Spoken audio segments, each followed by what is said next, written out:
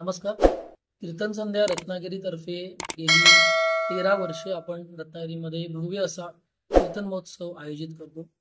त्याचप्रमाणे 2025 म्हणजे येणारा जे आता जानेवारी 2025 हे साल आहे, यामध्ये दिनांक 8 जानेवारी ते 12 जानेवारी यामध्ये आपण हा कीर्तन महोत्सव आयोजित केलेला आहे.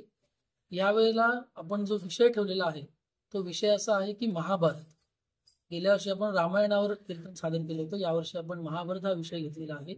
आणि याचं स्थळ आहे आपलं प्रमोद महाजनचं क्रीडा संकुल आहे, तिकडे हा महोत्सव होणार आहे. संध्याकाळी 6 ते 10 या वेळात हा महोत्सव आपला होणार आहे. तसेच यासाठी आपले स्थानिक वादक जे कलाकार आहेत हे सगळे यामध्ये समाविष्ट आहेत. तबल्याला आहेत तबल्याला केदार लिंगायत, पखवाज प्रथमेश सारळकर, व्हायोलिनला उदय गोखले आहेत, हार्मोनियमसाठी चैतन्य पटवर्धन आहेत आणि तसेच एबल्टन ह्या वाद्यासाठी अमेय किल्लेकर हे काम करणार आहे. त्याबरोबर विद्यावाचस्पती श्री चारुदत्त बुवा आफळे हेच आपले दरवर्षीप्रमाणे ह्याचं निरूपण या विषयाचं करणार आहेत.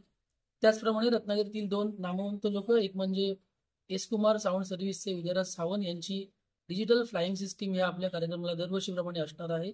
तसंच एक भव्य चांगला सुसज्ज मंडप ज्यांचं खूप मोठं नाव आहे, श्री अमरेश सावंत व्यवसायी मंडप डेकोरेटर्स, ह्यांचा मंडप दरवर्षीप्रमाणे असणार आहे. तरी आमच्या सर्व समूहातर्फे मी सगळ्या नागरिकांना असं आवाहन करतो की हजारोंच्या संख्येने या तुम्ही उत्सवाला, आमच्या या कीर्तन महोत्सवाला उपस्थिती दाखवा.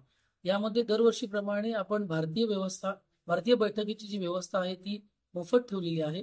आणि ज्या खुर्च्या आपण लावतो, 1000 खुर्च्या असतात, त्या आपल्या सन्मानिका वर्गणी सन्मानिका म्हणून आपण ते तिकीट देतो. ते थोड्याच दिवसामध्ये आमच्याकडनं डिक्लेरेशन होईल की कोणत्या कोणत्या ठिकाणी ही तिकीटं तुम्हाला मिळणार आहेत.